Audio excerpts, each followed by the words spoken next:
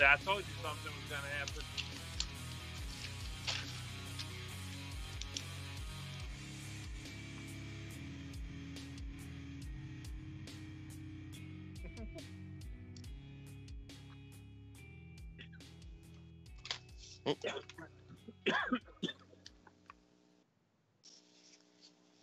My wife's naked in the tub right now, so.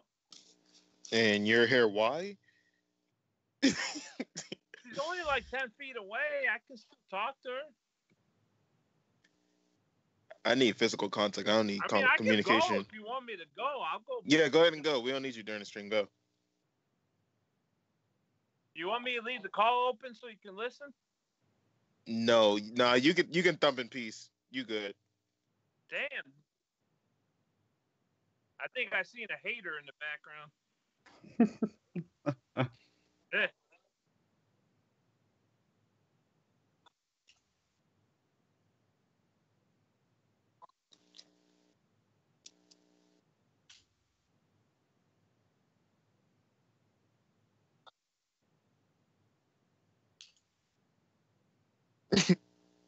Too late. We already seen her, so we might as well just go all in. Don't stop believing.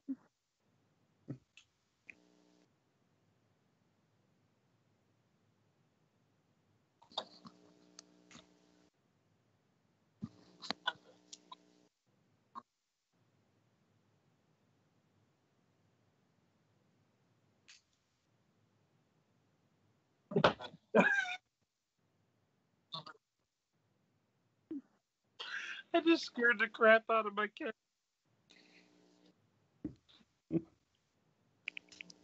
I threw a towel behind me, and he jumped up, and his head hit the bottom of the bed frame, and then went. Sorry. Continue. My bad. It's sad to say that's more entertaining than Raw last week.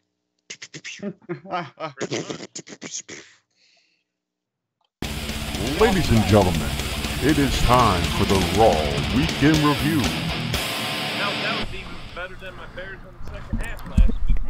And we're going to go right into the Raw Weekend Review.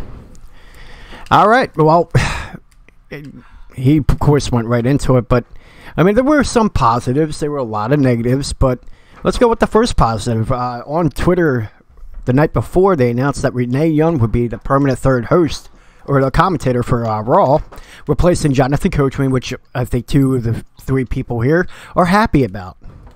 I'm happy too, but I think I'll get into why I'm not too happy about it. But as far as Raw, now we'll start down the board. Go right down. We'll start with you, Fly. Fly, what'd you think of the announcement?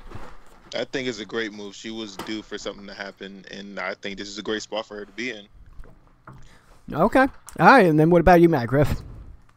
I'm right in line with that. I mean, she's done a good job. Every show she's been a part of, she's kind of been the glue that holds everything together. So congratulations. Well deserved. All right. And what about you, Shep? How do you feel about the announcement? I'm good with the announcement because out of anybody, she's the most deserving, male or female, to take over. I only question the motives and the timing of it. Yeah.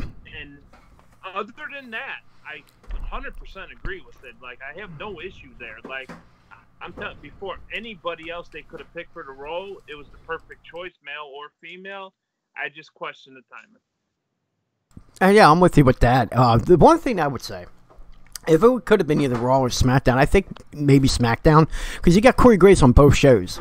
If you get what I'm saying, maybe they could have put her on SmackDown or put Coachman on SmackDown. So you had a different broadcast team on both shows. I know Corey Graves is a fan favorite, but would you like a different person for both?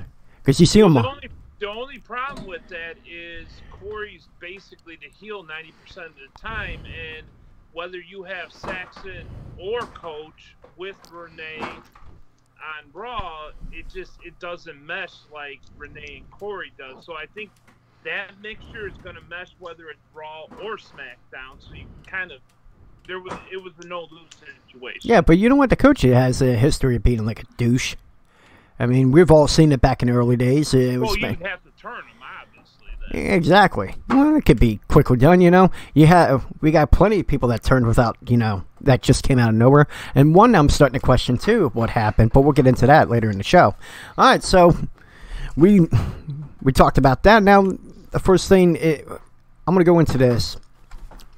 2 examples of awful writing, and it starts off with the show with the opening segment, the trio of McIntyre, Ziggler, and Strowman chatting about their previous week's events, attacking the Shield, and we agreed that that was a pretty dark, you know, segment, something attitude error-ish, and then, of course, they were surrounded by all the heels again, the same people that attacked the Shield the week before, and here's the one thing, now, if you notice 2 people that had an issue with Strowman recently, Owens and Jinder.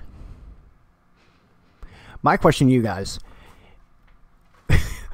why would you have 2 guys that had a conflict with them all of a sudden helping them? Does anyone have an answer for that? I've got one for Kevin Owens, I guess. You heard him in his promo saying stuff about Sami Zayn. Yeah. The only thing I could possibly see with him helping out, maybe they are setting up for when Sammy does return to have a tag team feud of him and Sammy versus Dean Ambrose and Seth Rollins to build that tag team division up. Outside of that, makes no sense for Jinder whatsoever, and if they don't do something like that with Kevin Owens, makes no sense for him either. All right. Oh. My thing, like the whole thing, with Kevin Owens, he had the whole summer of what he went through. Mahal only had a couple incidents with him, but again, I just did find it weird. But the other thing was, like,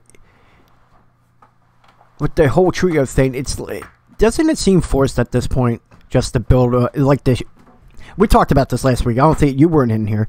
As far as the trio, they needed a trio to face the Shield. Yeah. Now, obviously, that was forced. Could there have been a way, logically, to get them together without just throwing it there and that's it?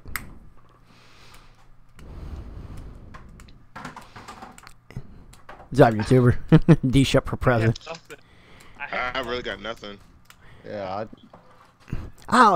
Well, okay. Maybe I should have had that in the prep sheet. I just thought about that. It was just hypothetical. All right, so here we go. Now, for the opening segment, did it do anything to build to the 2 matches of Hell in a Cell? We got the tag match for the tag titles. Not really. No. No? Okay. Well, the way I look at it is you took what worked the week before and you tried to do it again using different setup but the same players, and it just fell flat. And it kind of made both matches seem less appealing. Yeah, the whole tag match thing, it kind of seems obvious where that's going. And the whole of all of a sudden you build a guy up throughout the whole year, and then he teams up with McIntyre and Ziggler to hold off on the Shield, where this guy was built as the monster the entire time.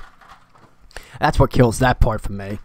And I guess we'll see what happens at Hell in a Cell. We all know what's going to happen anyway. Anyways. Well, we got an arguing over who's going to be president in the chat.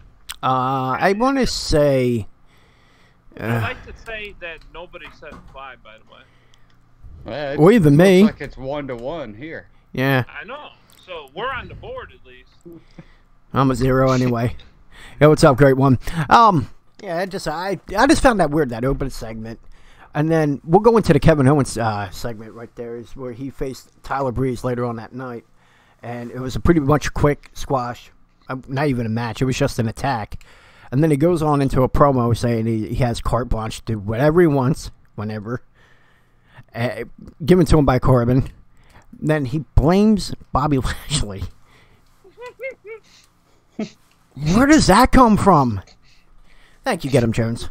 Now I got one. Fly's the only one that doesn't have one for president. Wait, I got my participation trophy for people listening. This is Twitch chat. You can watch us live every Saturday night. So now we get the chat voting on stuff. Yeah, there you go. The ballots are open. Yep, there you go. You can listen to the show live every Saturday night. So people watching this on or listening to this on iTunes later, you can watch the show live on twitch.tv/Go Home Wrestling Show. All right. Yeah, he blames, going back to what we were talking about, Kevin Owens blaming Bobby Lashley.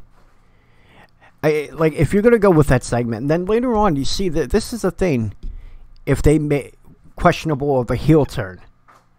You had Leo Rush with him, hyping him up. He's got a hype guy now. Lashley's got a mouthpiece. Where do you think that's going to go? Is that going to go heel or face at this point? I mean, it's got. You guys are speechless today. You want to talk about? Yeah. It's got to be. They're gonna go face with the guys, but at this point, they've kind of made Lashley so irrelevant that I couldn't care less what they do with him. Okay. Well, now there's a way. If you turn him heel, they would bring some life to him, I think. Thank you, Buster. Oh, Jesus. Someone in the chat just said D-Shep is so cute. Yeah, with that awful freaking headband he's wearing from the Flashdance. Let's keep going. For people that were born around in the 80s like we were, you would get that reference. Here's the true story behind that, though. Yeah, I would like to know. Anytime you guys see that means I have a migraine. Oh, okay. Well, that's not going to stop me. We lost. I don't give a fuck. Oh, I wasn't going to stop. We lost Fly, though. He's just mad because no one voted for him. Yeah, I think he is a little pissed about that. We'll see if we can get him back in.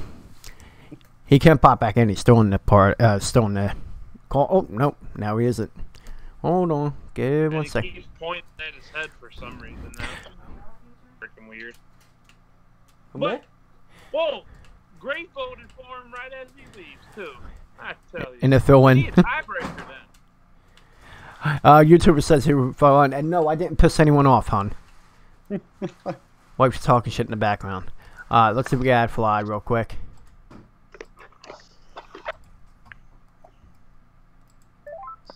Oh, there he is. Welcome back, good sir. All right. My there we go. apologies. No, that's fine. That's fine. All right. So we're gonna go on. I want to ask you real quick, because Bagger, if you weren't with us last week, what do you think of the reforming of the Shield? And last week, the whole big attack on them. I like the fact that they brought the Shield back. I think it does bring a new element to Raw that we kind of needed. I'd like to see some dominant stables back in the mix. As for what they did last week, like seriously, what the hell are the writers doing? That was the dumbest crap I've ever seen, or an arrest that made no sense. It's just stupid.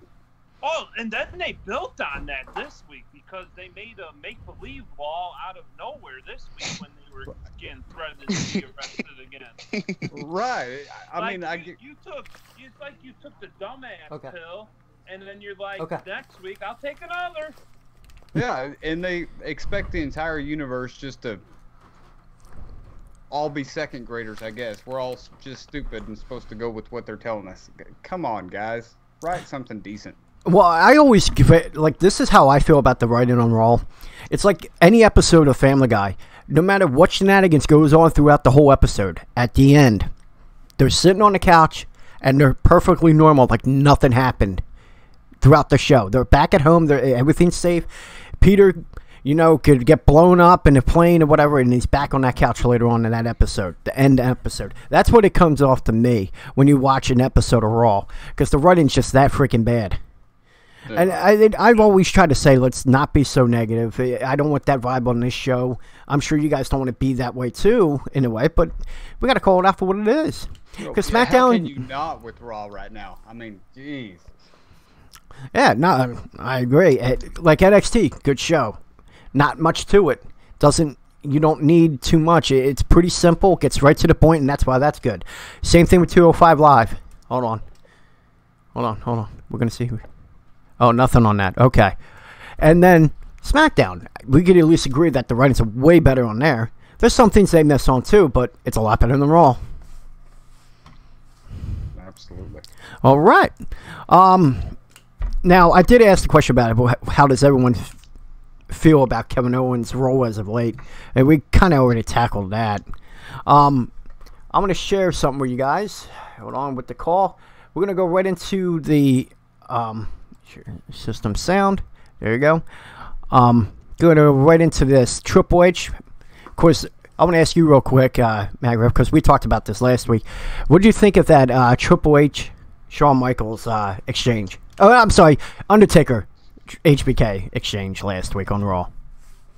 I enjoyed it. I mean, I was telling my wife as we were watching the replay of it, it don't matter if those two guys are 90 years old. I'm still going to get goosebumps and tune in every time they're on the screen. Really enjoyed their promo. But I was saying this too because this was, of course, after what happened on All In that weekend. And I compared this to these guys. And then actually listening to another show brought up the same point. It's that they had to bring two legends to make them talk about the WWE again. It came off that way. Because why would they schedule The Undertaker that last week instead of this week with Triple H? It was just the timing of it was a little weird to me. That's what I questioned on that. But, yeah, the segment was awesome. It reminded me of the days of 1997 when they would go at it, against each other with the matchup Bad Blood, the whole time leading up to it. It just reminded me of that time, and it was a magical era. I miss it so much. But, I mean, going to what I asked them to, I'll ask you this real quick and we'll go on. How do you feel about a possible match between HBK and The Undertaker? I would love to see it one more time. I just don't know how they're going to pull this off. Is this going to be the WrestleMania type match? That's what I was thinking. I just don't know if they're going to pull the trigger on that. And honestly, don't know if Shawn Michaels really wants to get back into the ring. So we'll have to see how that plays out. But definitely, I would buy into it 100%. Well, nobody else tells stories like Shawn Michaels does. That's my theory. Exactly what. That's actually really true. Yeah. Well, the thing is, they were talking about it. They interviewed him not too long ago, and they said that could there be a possible one more match. And he hinted at it, and of course, it was like Daniel Bryan was like the top of the list of people that he would do it with. But, and it's funny because a lot of people say, yeah, it should be against The Undertaker, against the guy that took him out. It would be fitting if you took him out. Well, then you get your win back, and then you go on to maybe in the next 2-3 years have a match a year, and then ride off in a sense. Have your match with DB, have your match with AJ then, and then ride off. I mean, I think we all agree those are the three matches, right? If he's going to come back. Yeah. And throw Adam Cole in there, too, at some point. Oh, God. That would... Yeah. That would be lights out. Yeah, it would be. It definitely would be. We're all going to mark out the first time we hear that sexy boy music, him coming down the ring for a match. Ain't nobody going to lie about Oh, that. damn right. I'll be singing along with that song. I'll be excited. That fucking guy, because he was my favorite growing up, and my dad despised him. Was there any chance that he thought you had yeah, homosexual tendencies there? I was there the song when I was young. Like, he hated HBK. Oh, wow. Okay. The glimpse into the D-Shep house. Lovely. Okay. Well, It's of course. in the mind of D-Shep. Yeah, that's God. true. That's true. All right, so what's that? I said that's probably true. Okay. Oh. No problem. Okay. Okay. Right. We're going to move along. Now, we talked about Undertaker HBK. Now we're going to listen to the response from Triple H. This is courtesy of WWE.com. We can play audio, I found out. We just got to give him the credit. This is courtesy of WWE.com. This is Triple H's response. You guys can hear it, right? Yeah. Okay, good.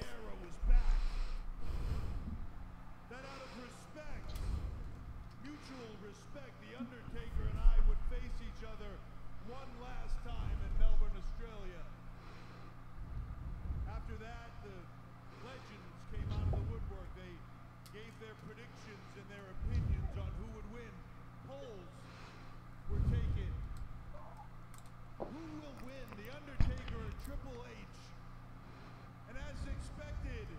All right, real quick, I want to pause that. Now we're going to go with that. And lovely dog there. All right, we're going to go right across the board real quick. Who would you think they're going to go with on this? Do you think Triple H is going to finally get redemption? Yes.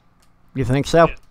Because it's not WrestleMania. It's another With show. possible help from HBK because he is going to be there. Yeah, I'm having a feeling it's going to be like... And it's going to set up the match in November. So, Yep. Yeah. Undertaker wins it, setting up for HBK Undertaker showdown. That could happen too. I wouldn't be surprised either way, to be honest. Okay. Well, there you go. Sorry, I kept accident. 81-19. Yeah. They're going to. He's a fan favorite.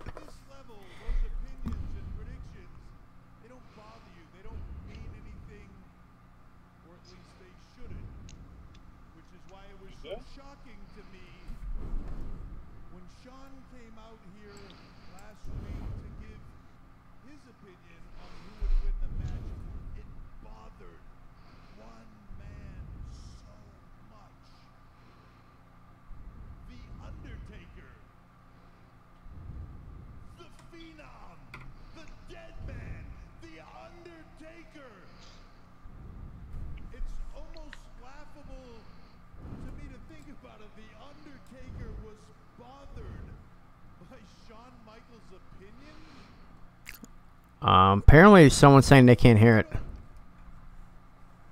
don't get it. I watched that back and it made me mad. It made me really mad because somehow I felt like The Undertaker had lost respect for Shawn. Okay, someone in chat saying they can't hear that. Could you guys hear that loud and clear? Yeah, I hear it we coming can. through.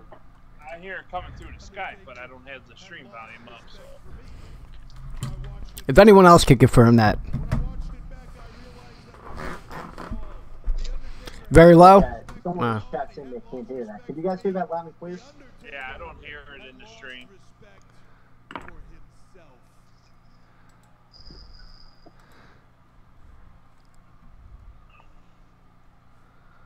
prove that, I have to look no further than the fact that he didn't show up here to tell me to my face. It's all the way up. See, the truth is, I guess, that if you go back to that series of matches years ago at WrestleMania, the 4 matches with You got YouTubers saying you hear it. he was never quite the same after that, was he? Nah, things would go downhill. The aura would go away. The streak would go away. The mystique would go away until all that was left is what you see of The Undertaker now. Just a reputation. But Dead Man, you said one thing last week. We're almost done with the clip. Now it's personal. So in Melbourne, Australia, out of the last little bit of respect that I have left for you, Dead Man, I will you down. And there you go. Okay. Your thoughts on that? I mean, go with you, D-Shep. Hearing that clip, I mean, how did you feel about that whole promo there from Triple H in response to what happened a week before? It's basically the best thing Raw has going right now. I don't think there's any doubt in my mind about that. I would put it above anything else. It's not to say that it's all-time great, because it's not, and I'm starting to believe this is more and more just... I think the Shawn Michaels return was planned a long time ago. Yeah. And this is the first step of that plan. Mm-hmm. And at this point, this is all about building towards the Taker-Shawn match. The Triple H factor is irrelevant, but it's needed to help build that story to just lock you in it even more, and so far they're knocking it out of the park. Okay, yeah, I'm invested in this. Of course, it's the final encounter. It's the end of our childhood. You know, it's something that we grew up on, and the two guys that rivaled for many years. So I'm invested in this. I'm also invested in a possible HBK and Undertaker match. You won't, of course, won't see a Triple H and HBK. I would like to see that one last time. Yeah. I definitely would love to see that. What this is kind of like, to use another sport that you're very familiar with, baseball. Yeah. This is like finding out ahead of time there's going to be a walk-off home run and stay tuned. It basically is what this is. Okay. Yeah, I get what you're saying. Now here's the thing. Everyone gives him a bad reputation, meaning Triple H, about his promos in the past, and there's been a lot of criticism, and it's mostly negative. You guys... He's always done great at promos. Good. Yeah. Okay, thank God someone's with me. I actually argued with someone recently about that. And You they... know, if we were to do one of them tournaments like we did Best on the Mic, Yeah. Current, Yeah. if we did the last 20 years, he'd have to be in that bracket somewhere. Yeah, but Oh, you know who sure. was would still win now. Well, yeah, but The Rock will win. he still would have to be in that bracket. We should do one of those tournaments on that just for the fun of that one, because I don't know if The Rock would win. Why do you say that? I don't think he'll win either. You got to throw Y2J into that mix for the winner. Yep. You gotta throw in Stone Cold. Miz is still worthy. Triple H in Yep. there. Well, how about It should be a Attitude decent Era? match. How about Attitude Era? I think it. Just like the Attitude Era stars could work, yeah. Then you can throw in Shawn into that, even though he probably wasn't the top guy on your list, but he beat. Yeah, it could work. All right. This would be the first. It'll be the first one where instead of 8, it'd be like 16. All right. All right. Then maybe we'll come Yeah, up with you something like gotta- that. Kurt Angle in there. You got a bunch of them. Oh, Kurt Angle was such a good like heel one. Like when he used to come out, when he first came out back in like late '99, early 2000. Like I was at a show where he was bashing on Philly, and I'll be your champion, and you know Eagles haven't won in 40 years. It's true. It's true. It's okay. And he just bashed on any city, and then he said, I'll be your champion. I kind of like that aspect. It just the heel fashion. I've always gravitated to that. But yeah, all right, we'll do one. How about this next week? Or you know what, within a week or two, because we're going to have a lot to cover with this week. We're going to be doing our predictions, and of course we'll do a recap of the pay-per-view, Hell in a Cell. So maybe 2 weeks from now we'll do that. And all I want to hear is, hey, yo, get him, Jones and Chad. Yeah, I wouldn't put Kevin Nash in there. I think he was by far one of the worst, in my opinion. I don't know how you guys feel about Kevin Nash. Ric Flair would be in there. Ric Flair would definitely be in there. Oh God, yeah. Oh, God. Definitely be him. I know who won't be on there, Bret Hart. Would you put Dusty Rhodes in there? How about Macho Man Randy Savage? Oh, God. Okay, there you go. Well, we already have him as what? Greatest Intercontinental Champion. Oh, yeah, we could. All right, so let's get away from this little tangent and move along to the... So, we all, from that promo, can we all agree that we're anticipating this a little bit more? Or is, okay. And again, it's all the nostalgia because we grew up during this time, so seeing this one last time is great for us. Lizak said that Vince is an honest man, and Vince only hit Shane with a trash can because he had to. Yeah, well, you got to keep your kids in line once in a while, so I agree with that line. All right, so we're going to move along. And after that, the next notable thing is, well, this is what D-Shep is a mark for, is the B team getting their tag team title shots, getting a rematch against Ziggler and McIntyre. Oh, it was pretty much a squash match. B team had the advantage for the first few minutes of the match, but then Ziggler and McIntyre took over from there, getting the victory. All right, we're going to go right down the line. We'll start with you, Fly. What'd you think of the match? Honestly, I thought it was a great match. Of course, I do not like the ending where they kept the titles because I love the B team, but it was best for business. It was overall a good match, though. All right. Well, that's going along with another question, but we'll get to that when we get to that question. Now, Magriff, I know you're a big fan of McIntyre and a little bit of Ziggler, but is it right for them to get this victory? Absolutely. We've been screaming for the tag team division to be relevant again. This is the perfect team to make the titles relevant. And I really like the way that they set this particular matchup. They made Ziggler kind of the weak link in the team and really made McIntyre look like he was on fire. So I agree with that. I really enjoyed how they played this match out and showed how dominant this team can really be. Okay, what you said right there about the tag team division, that they had to bring it back to life, but we discussed this last week. Shouldn't it be an established tag team and not just two guys thrown together? Or is it like lightning in the bottle, like this could lead to something for them to be together for a while just to hold it off with McIntyre going after the Universal title? And in that time period, rebuild the division is what I'm saying.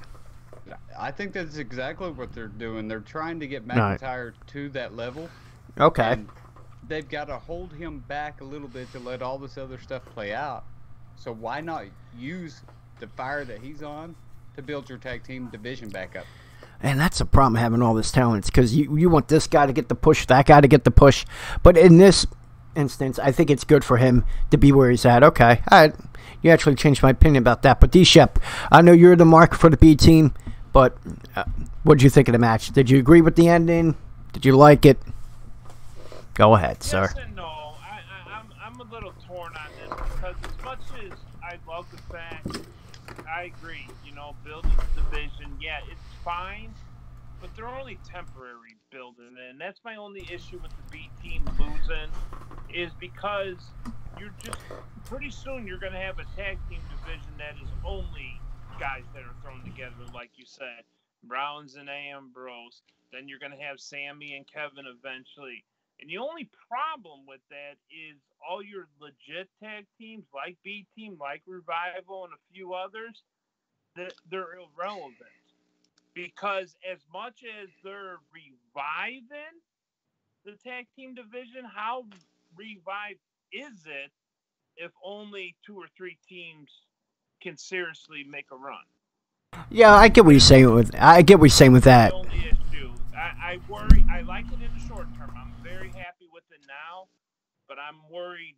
Let's say 6 months from now, do we have any tag teams that are relevant besides guys that are just thrown together? Yeah, I get what you're saying, but you know what? You got NXT where you got tag teams moving up. You got War Raiders, Street Profits. That's if they move up, though. I think that War Riders really gonna contend with Ziggler and McIntyre? No. they're big guys. But at They're some big point, guys. They're going to turn those titles over to AOP, and that's where you're going to see Undisputed Era or whoever come up to And that's what go I against think them. I'm looking more forward to that than I am enjoying this 2 guys thrown together going against another 2 guys thrown together thing.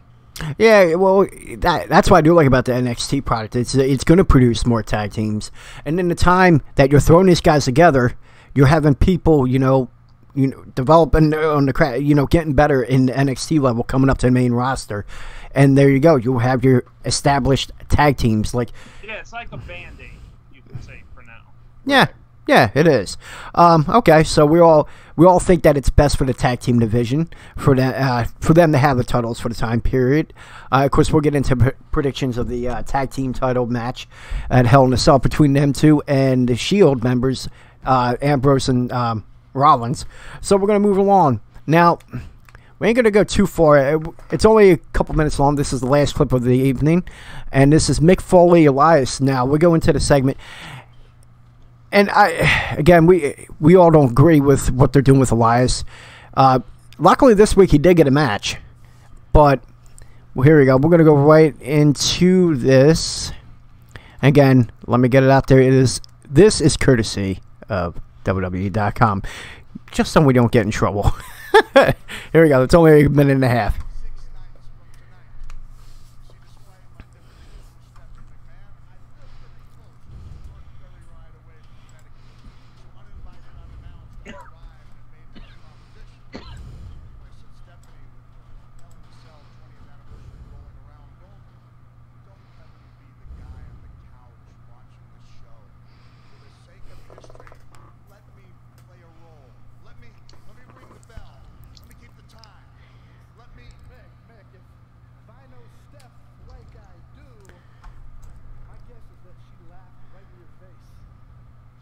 Okay, hold on.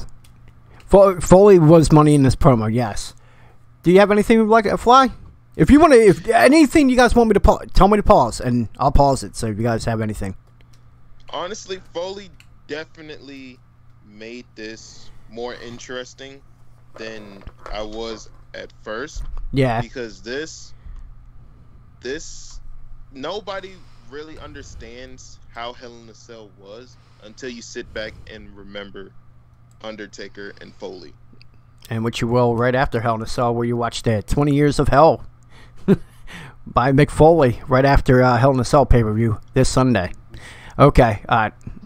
I'm going to go along. Anything else before I go on with the clip? Oh, no, you're good. You good? Okay, here we go. And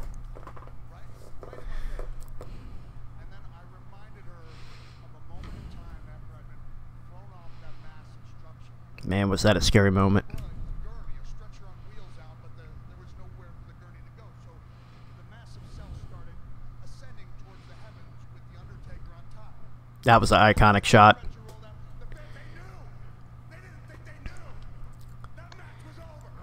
But on that one night, because there was an element of magic out there, it made me feel that I was tougher, stronger, and braver. I've never been before. I never am that tougher and stronger and braver than I ever will be again. I found the strength to roll off that gurney. And as I began to ascend that massive structure one more time, there was an electricity in the air. And you could have bottled it to the source. You could have lit up the Damn, I am actually getting goosebumps hearing this again. so I explained Yeah. And you can see it all in your mind. Just insane match. as that night 20 years ago when I was almost dead. Man. I wanted to tell you that 6 nights from now, I'm not going to be ringing a bell. I'm not going to be keeping time. I won't be around ringside at the Hell in a Cell pay-per-view at all. You see, when that door slams shut on Braun Strowman and Roman Reigns, when their future meets my past and the future becomes now, I'll be locked inside with them as the special referee at Hell in a Cell. There you go. All right. Man, again, courtesy of WWE.com. Going right with you, Magriff. What did you think of that promo? I mean, man, I got goosebumps just hearing it again. So go ahead. Your thoughts on that promo. Two different things on this. First of all, Mick Foley, one of the most underrated mic guys there ever was. Yeah, You know, yeah. I remember years ago when he was having the big feud with Triple H, and some of the promos he cut during that were so intense and so on fire, and this promo just brought me right back to that same instance. Like the time he revealed himself as Cactus Jack going into the Royal Rumble match. Oh, That was a yes. classic one. All right, go ahead. I'm sorry, I cut you off. Almost. It was insane back then. Mhm. On the other side of it, why is Elias even there? I mean, God, we just continue to get the shovel out and bury this guy. There was no reason for him to even be involved in this segment whatsoever. Yeah, I agree with you. Yeah, they put him in a match afterwards, but I mean, I understand the concept. Oh, everyone interrupts him as he's about to perform. That's the little ongoing bit. It's funny for a couple of times, but how long have they been doing this? At least since April, May, June. I mean, it's been going on for quite a few months, and it is getting tiresome. I found it amusing at first, but it is old to me. Enough about my opinion. Let's go on with the other guys. D-Shep, what'd you think of the segment? Completely agree as far as the Elias stuff's concerned. It was a waste of time for him. But otherwise, Mick Foley, man, I did not remember him being that good on the mic. The last memorable feud for me was the one he had with Edge, I think it was. WrestleMania 22, yeah. The last time I seen that kind of fire, you didn't see that Mick Foley in TNA, and you didn't see it in his couple matches with WWE. It just, you hadn't seen that side of Mick, and the goofy Mick was gone, and it was Cactus or even Mankind, and it was refreshing. He knocked it out of the park, and like Magriff said, poor Elias. I mean, that's it. Yeah. Yep. Yeah, and just a reminder, back at, what was it? Not Extreme Rules. What was the one before that? Or was it Extreme Rules? The Money in the Bank. He got a title shot for the IC title. When was that? Oh, Money in the Bank. Yeah, it was Money in the Bank. Money in the Bank. He got a title shot for the IC title, and look where he's at now. Man, what did they do with their talent? Had It's a unbelievable. Great performance in it too. That's what blows my mind. He really had a great performance, and then we're just gonna shit on him every week. Yeah. Makes no sense. Yeah. Great One has a awesome point, right? This is actually really good. This should have been a back and forth between Foley and Corbin. Yes. Actually, that makes sense because you have the interim general manager and the first ever general manager of Raw. It would have been good to have them go back and forth. That would have actually made more sense. So great one. So The only thing with that, I think that would have been bad for Corbin. yeah. Just because it's showing that maybe Stephanie doesn't have full confidence in him like they're portraying, you know? So it could have hurt his credibility a little bit. I think he's doing a good job with his role so far. And I only think he's getting better. You guys could be disagreeing with me, but No, I agree. I think Corbin's getting more and more comfortable by the week. It's only gotten better. I haven't seen any. I don't see it getting worse at all. It's to me, it's coming off more confident than ever. You know, every week.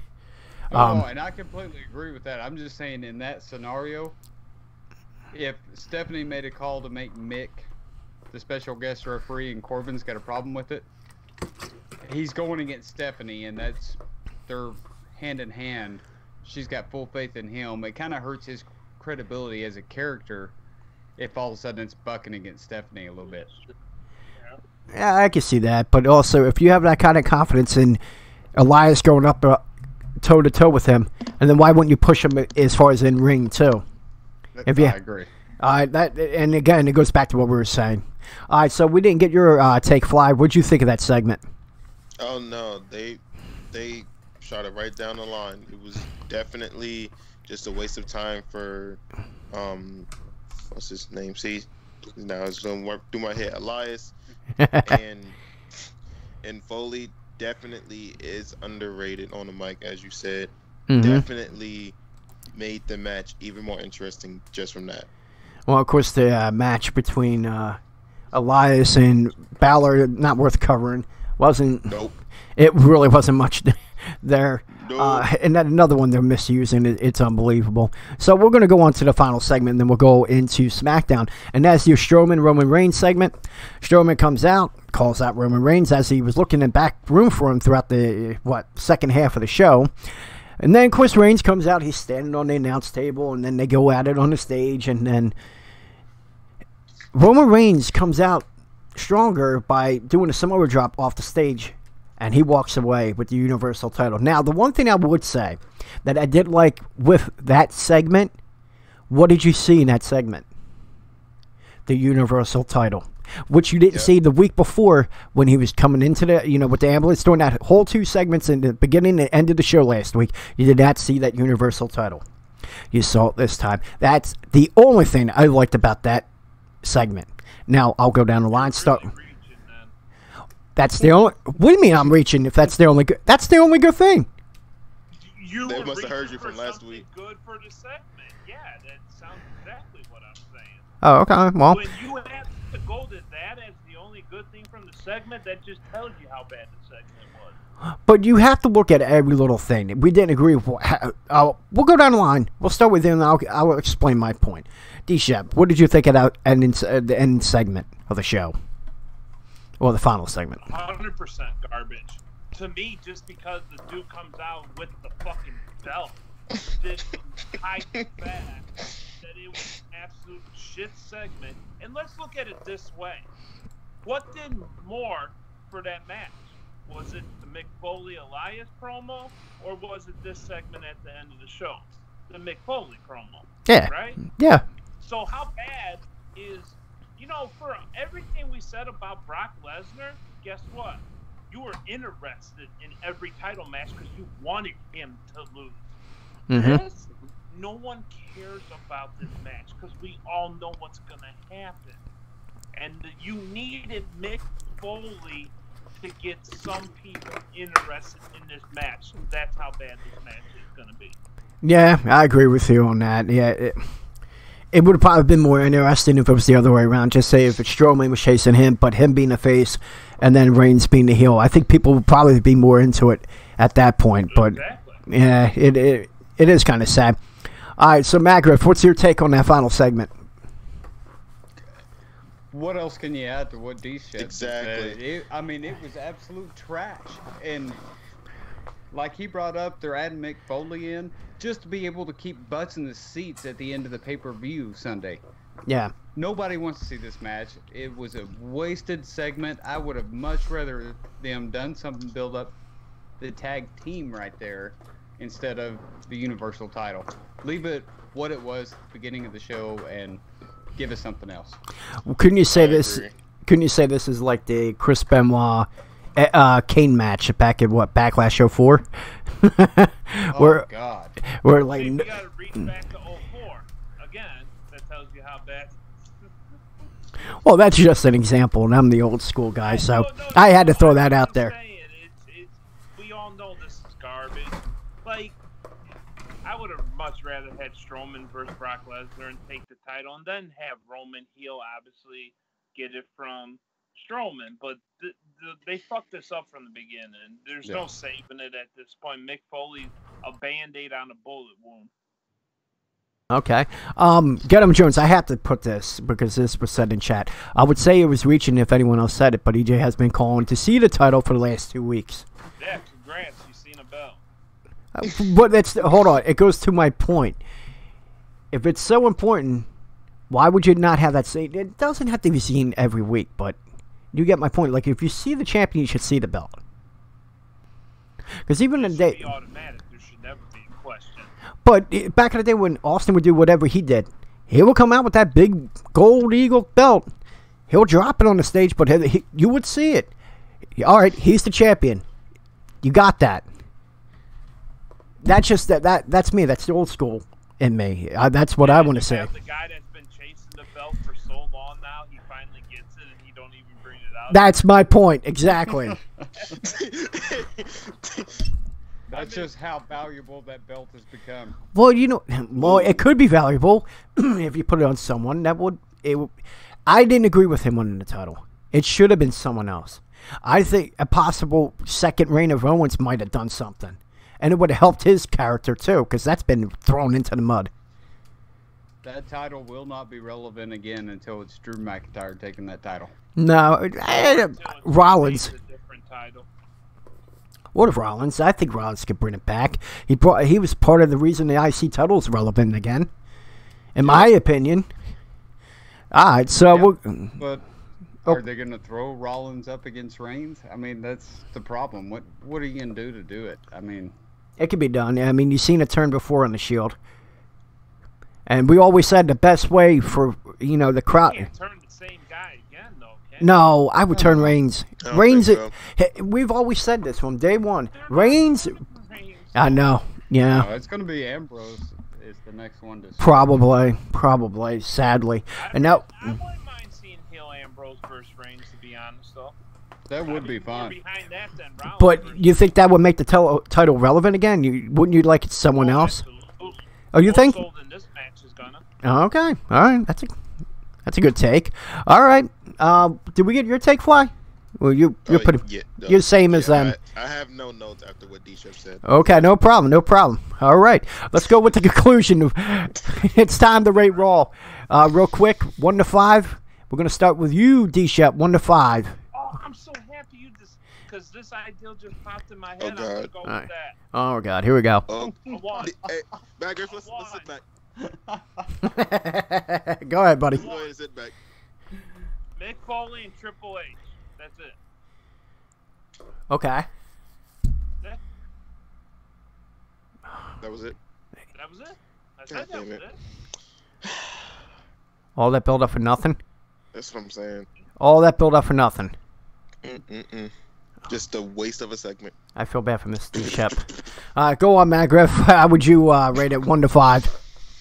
I'll up him a little bit, a 1.5, but I'm going right in line. The only reason I'm giving it that is because of Triple H and Mick Foley. They made the show. All right, and you Fly. How'd you feel? How would you rate it? I'm sorry. 1.2. This is the Price is Right. This is like the Price is Right. 1.5. I'm going to up yours with how I feel it's more shittier by saying 1.2. It's so freaking bad. I'm going to up you by saying 1.2. Now, I'm going to go with 1.5. The two segments that we discussed with Triple H and Mick Foley that we heard too, I'm going to give it that 0.5 just for seeing the title. The old school wrestling guy in me is happy that I saw that.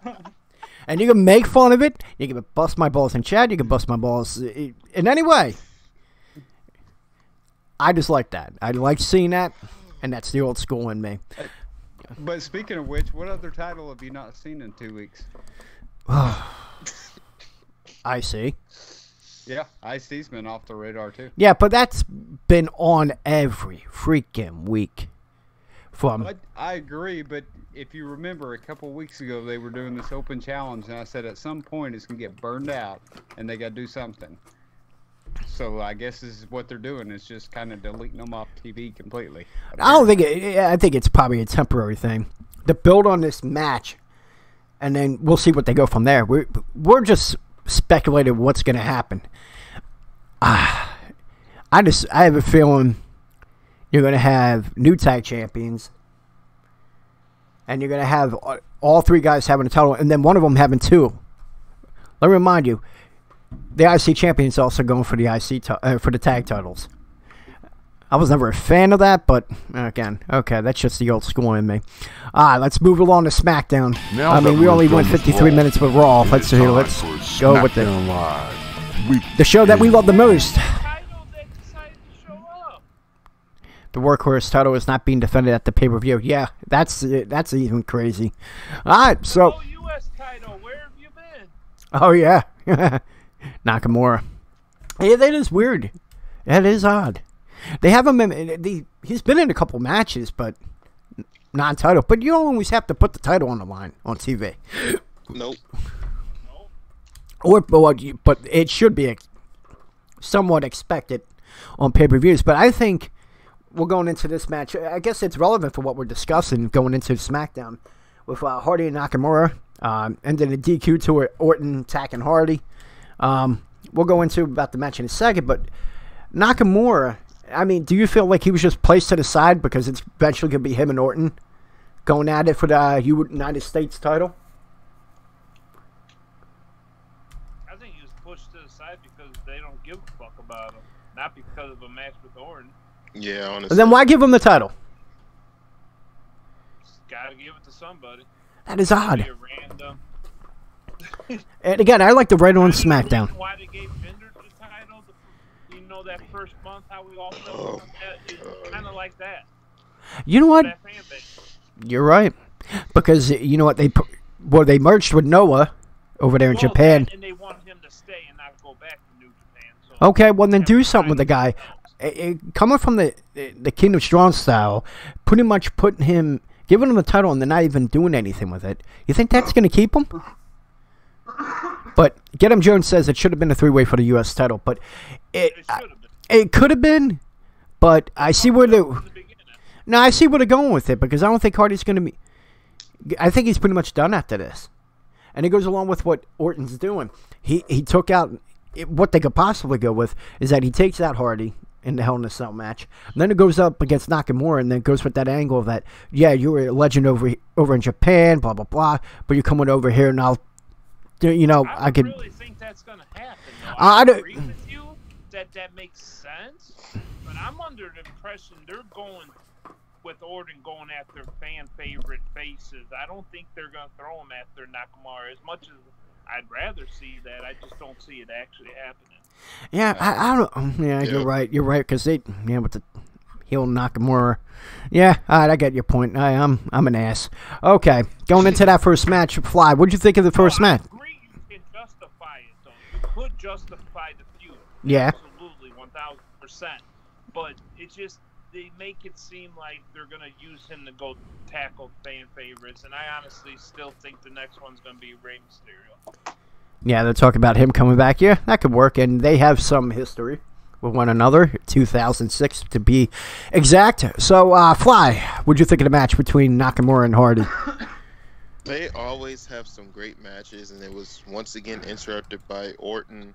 I was actually, for a little bit, had some hope that I was going to be really entertained by this match until Orton came and then snapped me right back to reality. Randy Orton. But overall, definitely, they always know how to put on a great show. But Orton always got to show why he's the better wrestler because he outthinks. Yokers. Great wrestler. All right, Mad Griff, what do you think of the match? It's Jeff Hardy. And everybody knows how I feel about Jeff Hardy. So Yeah, it's not the same guy. Yeah. And y'all were talking about the plans for Nakamura. Honestly, what I see happening is Orton jumping up, taking on AJ. That's And what look- I think too. And look for, at some point, this Miz Bryan thing's got to end. Bryan versus Nakamura could be a great feud for the U.S. title. Do you think that would hold it off until the Miz? Because I've been feeling this or seeing this. This is how I'm going to say it. Is that you're going to see the Miz and Bryan for the world title at WrestleMania? I did too, but is anybody buying into that storyline like they thought they would? I did until they did the mixed tag shit. That match at SummerSlam was great, and I love the heel ending. How the Miz won. I was a big fan of it. It was a classic heel victory, and they could have built off of that. But how'd you build off of that? Oh, let's shoehorn women because of the fucking women pay-per-view coming up. We got it. You got a pay-per-view coming up. We got it. All right, I'm gonna watch it. What was the pay-per-view Why? called again? Evolution. Called Evolution. Great faction note, but not going to be looking. It's not looking like a good pay-per-view so far for what we saw. It's gonna be absolutely atrocious. I saw the match card and I'm hoping that's false. If you're not following with that, people, there was a tweet. Who the hell wants to see Mickey James versus Lita? I know. What? Yeah, we saw that back in 2005. There was I a would have much rather had Mickey versus Trish, but Right. the Yeah. stalker angle again. Yeah, for people that don't know, there was a tweet with that. Technically, at the Rumble too, with Mhm. Mickey and Trish, it made more sense. This don't make. You could have Lita versus Alexa Bliss. That would actually have been I don't good.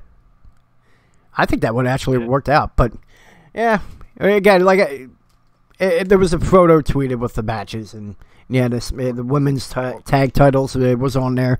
We all speculated that was going to happen. But, Or give me Trish against Becky Lynch. That would be a fun one too. ooh, that Yeah. that would be good, too. All right. Does anyone else have a comment as far as the Hardy Nakamura match? No. All right. The And, only other comment I would throw out there Go is ahead. that isn't it kind of funny that we're all more excited about the Attitude Era stars, Triple H, Mick Foley, Undertaker, Shawn Michaels, than we are some of the titles, like technically the Raw tag titles, IC title, US title. It's kind of funny, isn't it? well, no, I'm excited for the tag title thing.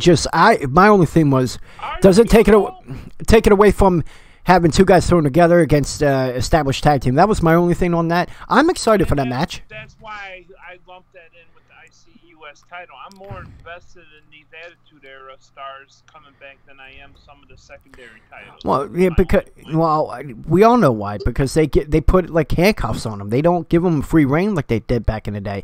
They'll give you bullet points, and then you go on doing your promo the way you would like to, but you gotta hit those bullet points. Wouldn't They the don't do that best way today. to then build new stars is give some of these new guys that same free reign. Well, we gotta wait till this Out of Touch ass gets out of power and focus on that stupid football league that is gonna fucking fail again. Because here's a question for the guys: has anyone heard anything about the XFL at all since the announcement? Not since it announced that it came out. Exactly. I see it on Twitter every day, but okay. You see something? No, there's legit. There's like everything about cities. There's even talk about a video game coming with it. Really? Oliver Luck is out there tweeting virtually every day about it. Okay, and then I gotta follow them. All right, I'm If wrong. you follow XFL and Oliver Luck, you will see probably at least a half dozen to a dozen. Okay, that's tweets though. But you know what? I'll go on ESPN and other. I get it. Okay. No. I'm just saying. That's Give it Twitter. about 7 to 8 months, somewhere mid 2019, when they're right at a year away from starting it. And that's why I can't wait. That's when it's gonna blow up. I've They got a haven't funny even feeling it's gonna officially do well announced this the time. Cities yet. But No, they've been they doing haven't. a bunch of Twitter polls as far as like cities, as far as different kind of rules and stuff like that for probably the last 2-3 months. Nothing's set in stone with the league yet, so that's Yeah. why you're not doing as much publicly on some of these other websites or on TV. Because there's nothing that's set in stone yet. That's why. Okay. Well, the only thing I have is that I don't see it so much on like ESPN and other. Like you've seen the other one that Dick Ebersol's doing, the AAF or whatever it is, the American. Well, that's because they jumped the gun to get ahead of the curve with the XFL. Yeah, because theirs is coming up this year. First. That's why that one is more likely to fail than the XFL this time around, because they pushed their product out there to jump ahead of XFL maybe before that product's ready, and that's going to be the downfall. Graham Jones says he will have hidden presidential support because Trump doesn't like the NFL. Goodell denied him from buying the Jets. Well, that's why he tried to build a team in the XFL. But we're not getting into that, okay? But I get what you're saying with that. But the whole point of that is I'm just hoping that, you know, he can focus on the XFL and let Triple H just do what he has to do. Well, Because you need to be rooting for XFL to do well, because then the more better it does, the more Vince might, you know, ride off that way. Well, it is a given that they're going that approach because with Triple H he hired 2 executives from Impact to head up on NXT, which means only one thing, that Triple H is going to focus on the main roster, and I can't wait for that. Because for anyone that wants to shit on what Triple H could do, NXT is a proven fact that WWE's in good hands once Vince is gone. Well, he won't be completely gone, but he'll be focused on another project. All right, so enough bashing on that. Let's move along here. Do you have it? Go ahead. We do, just on that note, have you noticed the promos in NXT are so much better? And the main reason being is they do have the freedom down there. They do get a certain bullet point, but it's really loose. Hey, we just kind of want you to hit on this subject. Go do what you want with it. You know what? That was my point. So successful. That was kind of my point, but I went off on a tangent with that XFL, so I totally agree with you on that. They do have those bullet points down there, and you can see it with their segments. And the best part about them, there's not too much thought to it. It's just simple, basic points you get across, and they build on a great story with that. And look at the best rivalry in wrestling this year. Everyone's talking about which rivalry the most. Gargano, Ciampa. No one's talking about anything else. At least right now. We might have something that could overtake that this year. And that's what we're covering right now. And who was it the year before? Velveteen Dream and Aleister Black. I mean, everything's coming from NXT the last couple of years. Yeah, you're right. Because that match at War Games was excellent between them two. And I've seen that, and that wasn't back into wrestling completely, fully at that time. But I went back and watched that match, and it was really good. All right, so great pay-per-view. It was a great overall pay-per-view. And again, he's a mark for the NWA, meaning Triple H. And we might... Quick question, we'll go on with the next segment. Can we see a possible War Games on the main roster anytime soon, within 5 years? Probably not. No? I don't think so. No? I do. I do too. I think so. If Triple H gets full reign, I think it will happen. As successful as it is in NXT, they're going to have to do something. It might be a good way to do a cross-promotional deal, to have War Games SmackDown vs. Raw. Oh, that would be... God, it wouldn't it be great if you could add NXT as the third brand for the third team? Oh, that'd be excellent. And that'd be your new bragging rights. Forget the bragging rights pay-per-view. You got the War Games where you have all 3 brands. And it's bragging rights at that point. There's nothing to it. Who's the better brand? Is it the one of the main rosters, or is it the considered the minor league of that company. So that would be awesome if they did something like that. All right, so moving along. Something that could potentially overtake that Ciampa Gargano. It might if they do it right. AJ Styles, Samoa Joe promo. Earlier tonight, AJ Styles cuts a promo in the empty arena, which they kind of used the week before with The Miz and Maurice, but here they go again using him. But he was sitting on the steps. He addressed the personal attack Samoa Joe has been doing. He said he wouldn't stoop to that level. He even said he would do all this talking in the ring. It was a pretty basic promo, but I think, in my opinion, how I interpret it, it was like you see like a little darker side of him. Like at one point he was about to say shit and he cuts him off. That little point right there is like, oh, that babyface angle, and then you see this dark side. It's just like in The Godfather, like a classic movie. They do like these shots where they show, like in The Godfather, you see Marco Corleone's face go from completely, you can see his whole face.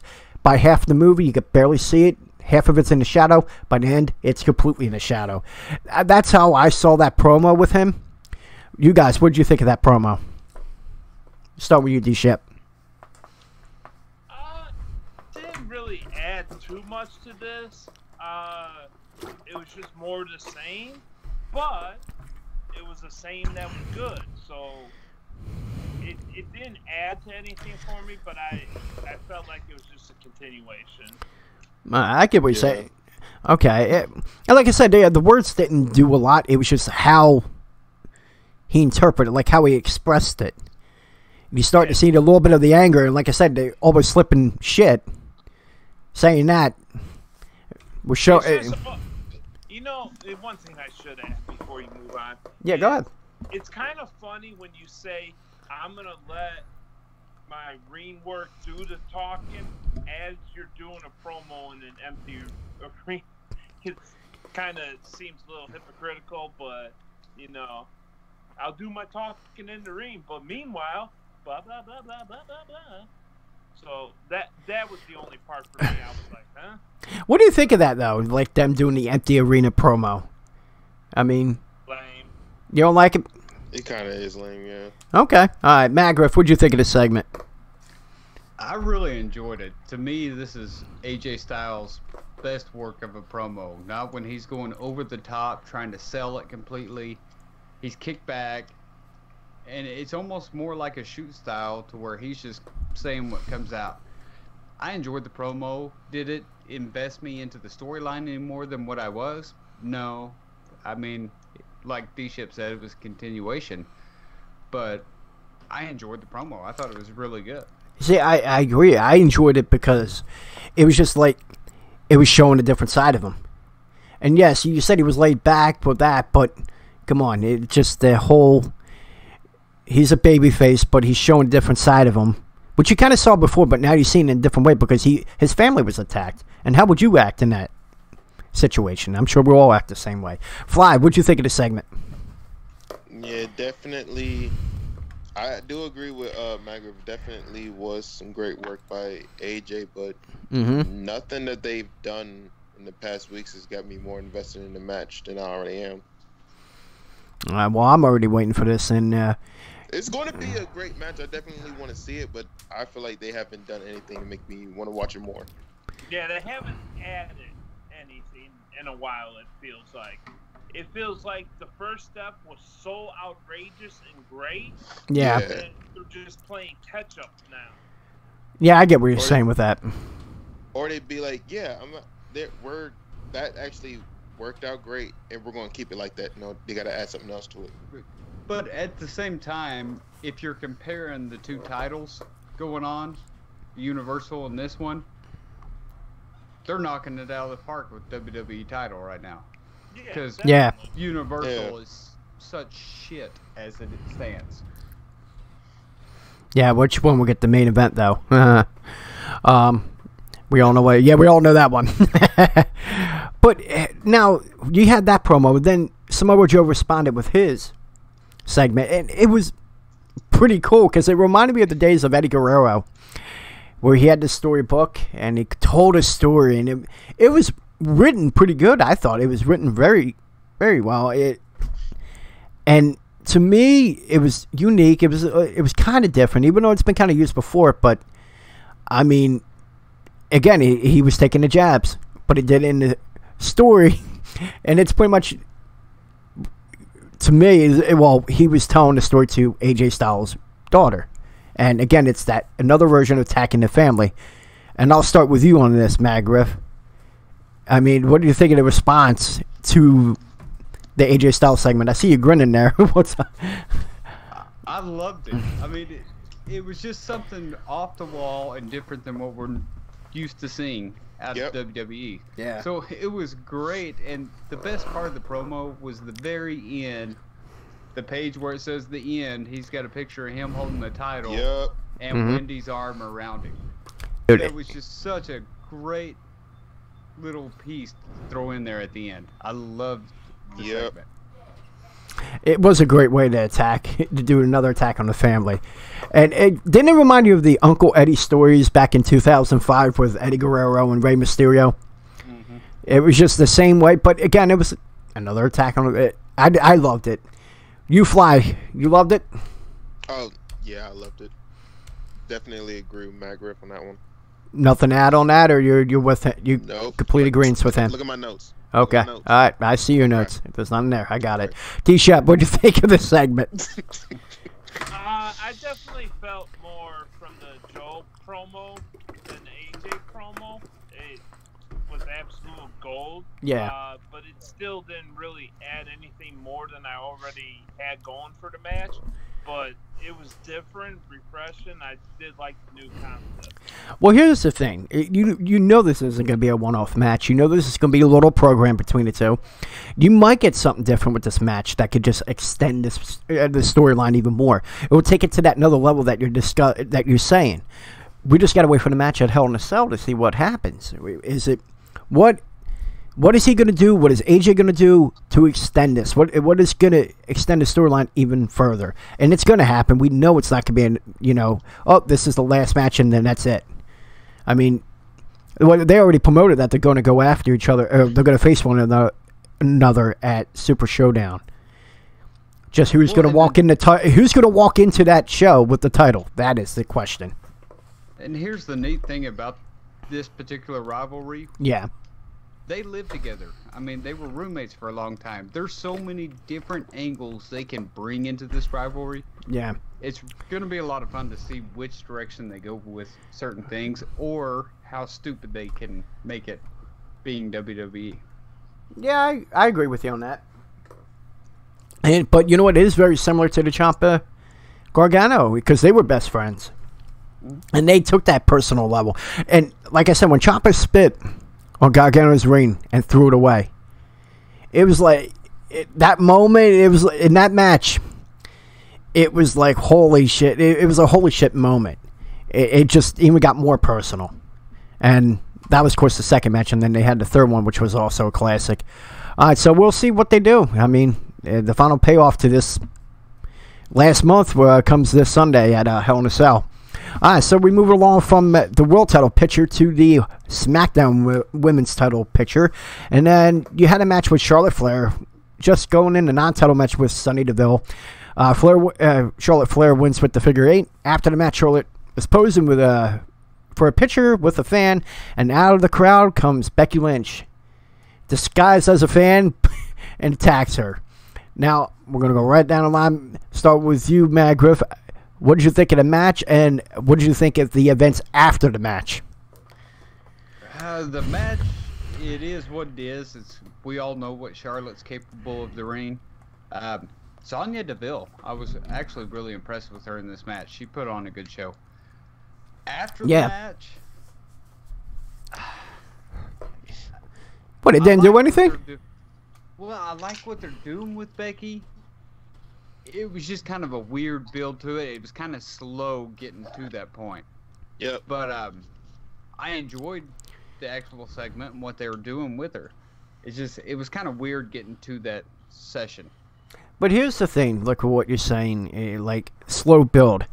But we also got to remember the best storylines were a slow build over the years. Look at the Macho Man Hulk Hogan. There was a slow build from 88 to 89 to the match from WrestleMania 4 to 5.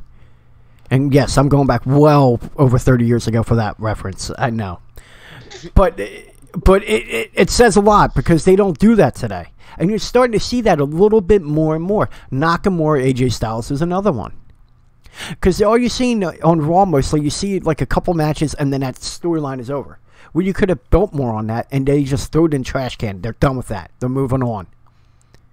Right. You're going to see that with this one. Well, I get what you were saying. I'm just saying as far as that, like, I would like to see what they're going to do with that after this match. Where are they going to go after this match? But, sorry. Go ahead. You had another point. Oh, you were done? Okay. All right. Matt Griff. I mean, D-Shep, sorry. D-Shep, what'd you think of the match and what'd you think of the events afterwards? Fully agree on Sonya Deville looking good in the match. She definitely did. She was the one that carried things when she was on Raw, too. So I'd like to see something with her eventually. But the Becky thing was nice for me. I actually thoroughly enjoyed it, mainly because I didn't see it coming. Like, I missed it. Like, if she was, like, hunched over or something, I don't know, or she was standing up in the wig, I don't know, but I didn't see it coming. I was like, what the? And then all of a sudden attack. So from that, shock factor. Was it the coolest thing ever? Probably not, but shock factor, I was into it. And you know what? Great One said it the best in chat. Becky's attack was like the time where Austin disguised himself as a cameraman and locked himself in the cage with Vince. Pretty much, it's kind of similar. And yes, it was a shock factor there because, I mean, when was the last time you really saw that? Yeah, I expected Becky to come out and attack her. I just didn't expect it like that. And I thought it was kind of creative going on, you know, with that old school way. I'm gonna have to go back and watch just to see if she is standing or something. See if you get a glimpse of her ahead of time. I meant to do that too, and I forgot to do that. Yeah. I wanted to do that too. So did I, actually. And none of us did it. All right, that's cool. But, Fly, what did you think of the match? I mean, dude. Oh, no, it was a great match. Honestly, the match was really just to show what Sonya Deville really can do. Like, another underrated superstar on the roster. And Becky, just job well done. Just really selling the role. Well done. I'm loving this Becky Lynch turn, but it kind of takes it away. But this is the old school in me. Like, this 30 years ago would have got heat. Now people love that. Yeah. And it kind of takes it away from me. And again, this is the old school style in me. But what they're doing is gold. In my opinion, what they're doing with Becky Lynch is gold. And I agree with you. That's why so many people love it. Yeah, but there's a way of loving it and not giving it the pop that it. If you're a traditional wrestling fan, you would give it you would give it to the respect. If not, What's you know. the respect though? Is the respect to boo it like? I don't know. I don't know how you would do it now because, I mean, the curtain's been pulled completely. Ruined it for everybody. Basically, he ruined it for every tweener. You're right. Yeah, you're right. Pretty much did. People love that now. They love the Rebel. They love when the Undisputed Era. You know, like when Bayley beat up Sasha, even though that went to shit. Oh God, did they fuck that up? When Bayley beat the piss out of Sasha, that crowd popped louder for Bayley than it did in years. I guess it's because they love the Rebel. They love the backstabbing. Hell, even there was people cheering when Rollins turned even. Yep. Yeah, because that was against Reigns. Yeah. I get your point. Yeah, They it just started booing Rollins after he started getting J&J security and did all the cheat and win. Sure, Oh, then J&J it security. eventually happened. But when he first turned, the crowd loved it. it is a weird thing that I probably never got. I never grew with that. I guess to me, you booed, and you would boo the heel, regardless. But yeah, I agree with you. As Stone Cold did fucking ruin that. All right, now that I'm depressed, let's move on. What? I was the opposite guy, always cheering the heel. Hey, you know what? I actually like Shawn Michaels as a heel, but I would still boo him because it's wrestling. You're supposed to hate the heel. I was that one guy always cheering Love on the Ric Miz. Flair. Think about it. What's that? You love the Miz, and Miz is a heel. I'll still boo him. Yeah, there's no way if you go to a wrestling show, you're booing the Miz. Oh, I'm booing the Miz. Oh, no, I'm booing Miz. I don't I'm care. traditional. I don't Oh, care. well, yeah, we know why you would boo the Miz. You don't know what good talent is. I know damn well. I never said he was a bad wrestler, though, did I? Then what is it? I Go on. It's just the same. It's just the same hate I have as the Eagles. Oh, why are you gonna go there? Why are you gonna go there? I mean. Why are you gonna go there? I mean, You know, I know this is the first week of the NFL, and your team lost, and D-Shep teams blew it. The starting quarterback on a high school football team. You all hate him, but you would love to be him. I do not want to be the Miz. No. You just hate the Miz because he's that dang good. Yeah. And first of all, I don't like how this guy tried to attack my team for a second. Hold on. Listen, bitch. All right, now, your team got smacked around by the Carolina Panthers. D-Shep's team freaking choked, okay? Whose team actually won last week?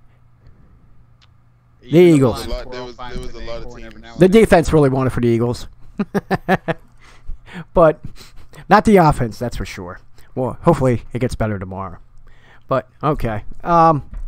In a nutshell, The Miz is great. He is not only great, he's awesome. And you gotta have to deal with it. I have never boo heels. Why won't you boo heels, man? That's the classic thing to do. Alright, so we're gonna move along. After a great... Don't do the classic thing that we're supposed to. Let's just be WWE marks here. You're supposed to cheer Roman Reigns. That's my old style. You can break my... Okay. You're not out there cheering Roman Reigns, are you? I always said he's a great talent. I would have loved him as a heel. I still think he's a great wrestler. But do you cheer him? Yes, I would cheer him. Bullshit. Yes, I would. Bullshit. You could call it Take back, bullshit. Fly. Motherfucker, I will go to Raw on I'll October be back. 15th and I'll prove it to you. He let this damn ugly ass hat go to his fucking head. He don't Oh, know. God. Well, first of all, Where I does the have... hat sit? You know what? Hold on. Now that you said that, bitch, hold on. I love how every time he gets his he'd be like, all right, listen, bitch. Oh. Then this is where technical difficulties will be on top of the screen. I know that's a little long for the audio people. I'm sorry. Get ready to laugh in 3, 2. Oh, you see the hat now, bitch. Actually, I don't cut the stream delay, bitch. Razor Ramon made it cool to be the bad guy. Yeah, he did.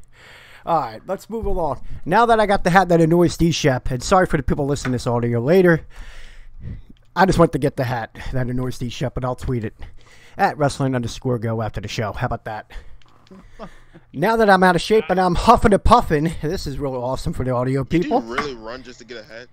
Yes, I ran upstairs, and I'm out of shape. That's hence the treadmill I have right here. I'm doing DDP yoga. I'm trying to get back into shape, folks. That bandwagon the Eagles fans, dude. Oh, I'm not a bandwagon fan. I am not a bandwagon fan.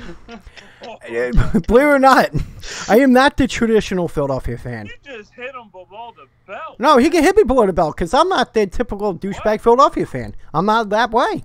I'm a Phillies fan regardless of what they're doing. I like what they're doing right now. Could they made a... You cheer Philadelphia fans when they beat up Santa? Oh, they're assholes. Oh, God, I'm not the I forgot about traditional... that. Oh, and they threw batteries at him, too. Yeah, and Snowball. Now you can charge her from battery and assault. Okay. How did we go? Is this a wrestling show or a football show? How did we? It was just a... It's your fault. No, it's your fault when you brought it in. No, that's baseball. Fly here brought in the football aspect. Knock it on my team. Still play baseball? Yeah, and I can't remember the last time your team was relevant. Oh, Yeah. And the great What? one saying Ciampa My will be team? DLC. When they won I the Super agree, Bowl and Yes. it's the stupidest thing I've ever seen. Yeah, no, that's to get people to buy it. Oh. It's stupid. That pisses me off so bad. There's no reason for him to be DLC. Yeah, we could get into that. All right, can we move along? This went off. This went off the. good the whole time. No, you brought the whole football aspect out, and the South Philly Italian side of me came out, and I do. I guess I I guess I apologize to the viewers and listeners. I don't apologize to you jackasses, that's for sure. Let's move it along. All right, afterwards, the SmackDown Women's title picture. Then you had the Bar vs. Rusev Day. Winner goes on to face the tag champions at Hell in a Cell. Great match on my perspective. From what I saw, Rusev Day gets the victory, and we'll start with D-Shep. What did you think of the match?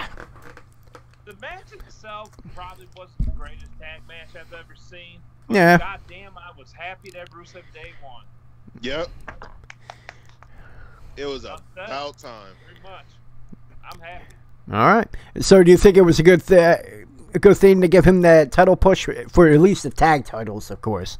I mean, they gave him that one-off match with AJ. They have to win, though. They have to win.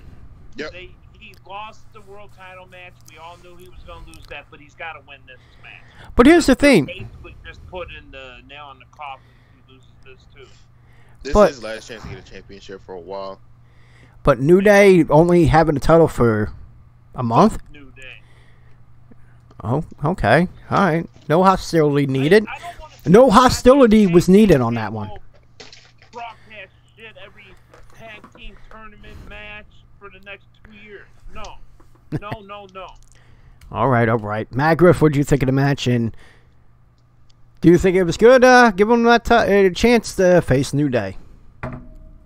I enjoyed this match. Usually when I see the Bar in any kind of match, I'm just like, I'm sick of this crap. Why is that? I just get bored with them. I think that's ran its course. I think it's time to really split those two up. But Cesaro should be on his own. It didn't help when you kept them off TV for as long as they did either. Yeah, that was the World Cup thing. That was weird. So I was kind of dreading it until the match happened, and then, man, I really got into this match. I was impressed. The chemistry all four of them have. I was more impressed with Aiden English than I was anybody else in that match. Yeah, he did shine in that match. He did phenomenal in this match. It was actually a really good way to do the tag team, and like D-Shep said, you had to have Rusev Day win, and good job for booking it that way.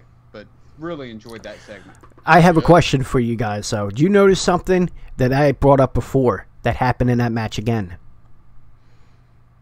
Who was winded after like 5 freaking minutes?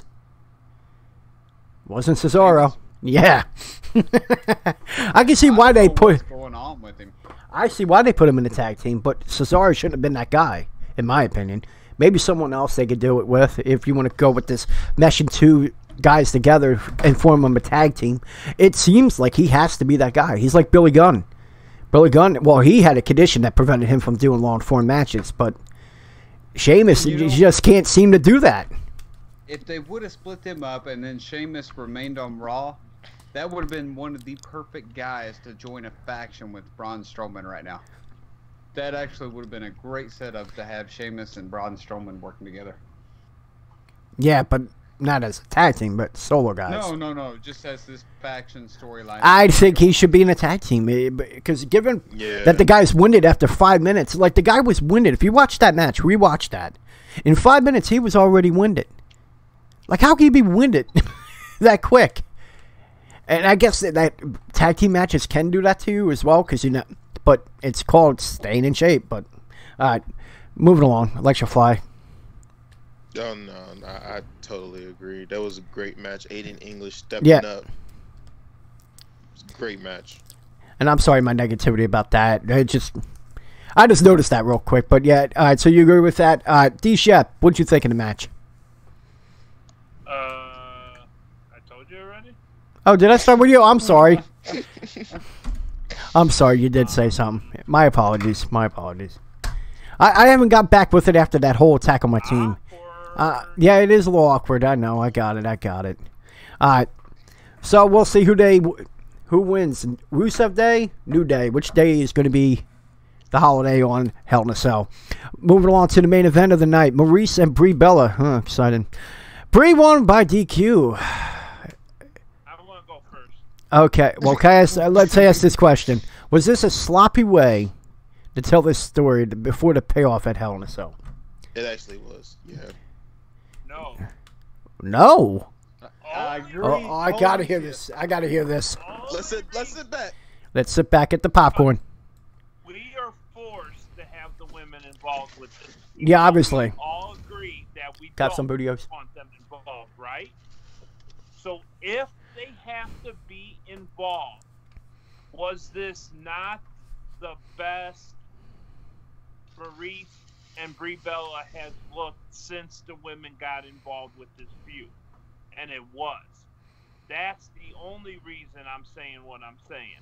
Was it a 5-star match? Absolutely not.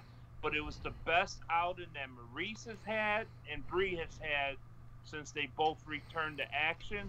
And my God, Maurice, her looks, I mean, naturally I know they know how to lose the weight, but still, 6 months after having a baby, Oh yeah. to have a 6-pack, basically, like, damn, props to that.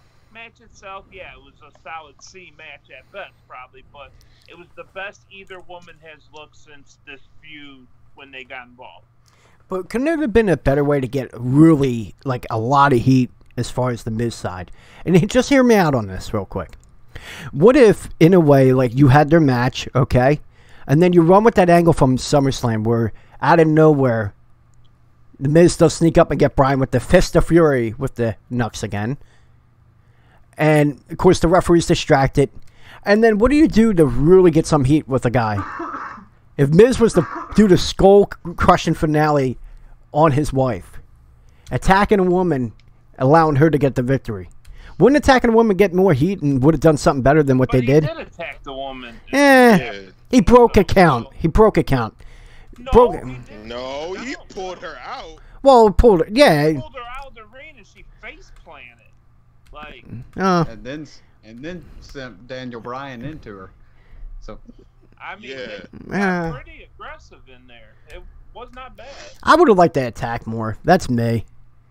Yeah, roll your eyes. When That's you me. make a man's wife face plant on the floor for a 3-foot drop, then that's a pretty decent attack.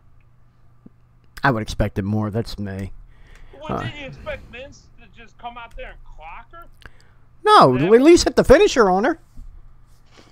I like that. Well, he did, except she just landed No. on the outside. No, I wanted an Ike Turner moment, okay? I wanted an Ike Turner moment. Ike Turner moment. wow. Something that would have made it believable. Something that would get more heat. That, to me, that just came off a little corny. That's me. He's trying to get WWE off the air.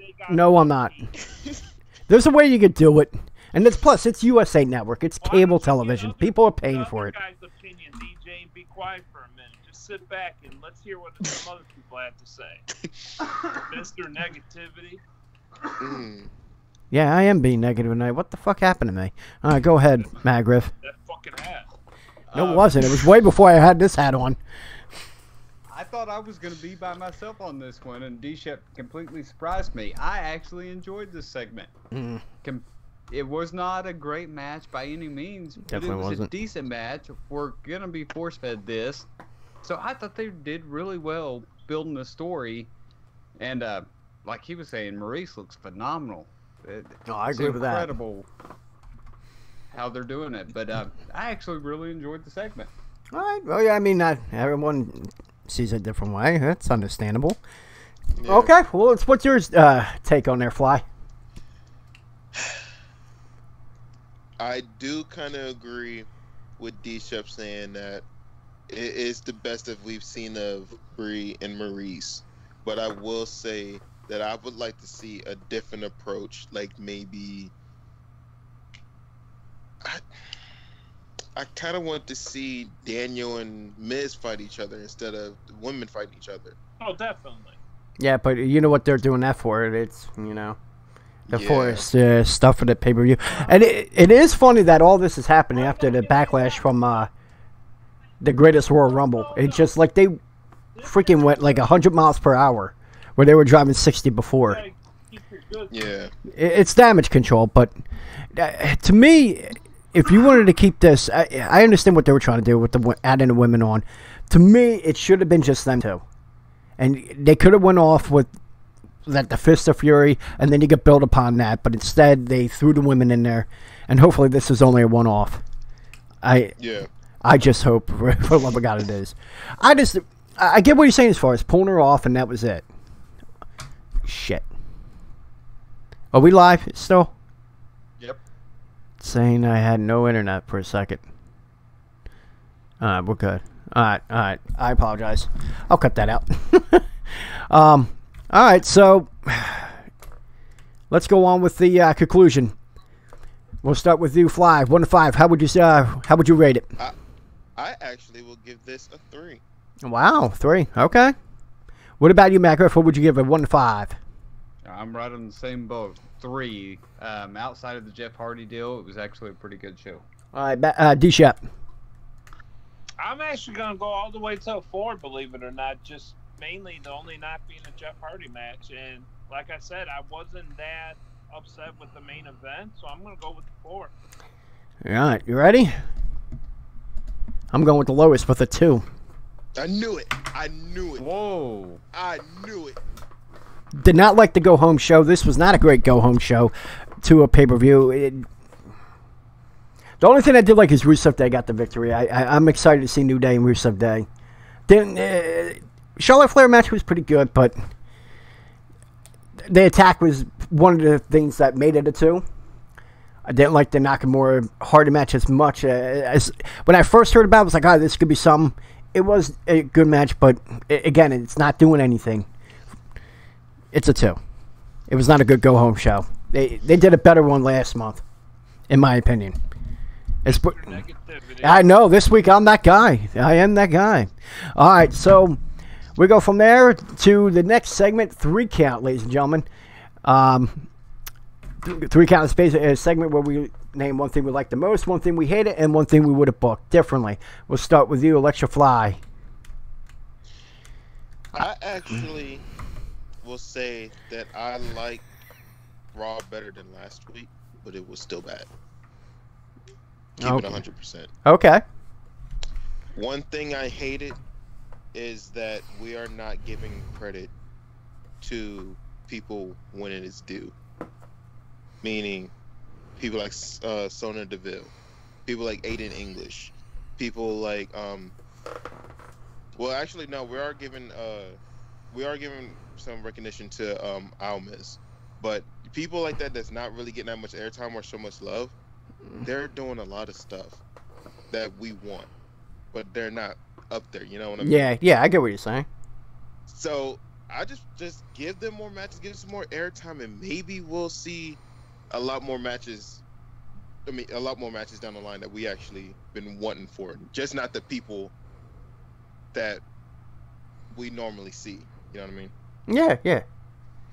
And one thing I just want to change is the thing I said before, is I actually want to see something more of Miz and Daniel Bryan putting their hands on each other a little bit more in a match. Other than that, that's all I got. I agree with you with that one, the rebooking of that. Okay. Oh, it's a good one. All right, D-Shep, what'd you like? What'd you hate the most? And one thing that you will book differently from this past week? Mine's really simplistic. Like, you could Sugar. do a toss-up. Simplistic. Yeah, I know. Triple H or Mick as far as the scene I liked the most. The thing that I hated the most this week was what they did with Elias, and the thing that I would change is the thing they did with Elias. And, like, anything would have been better than what they did with him on Raw this week. So I agree with you on that. Yeah, that's a good one. All right.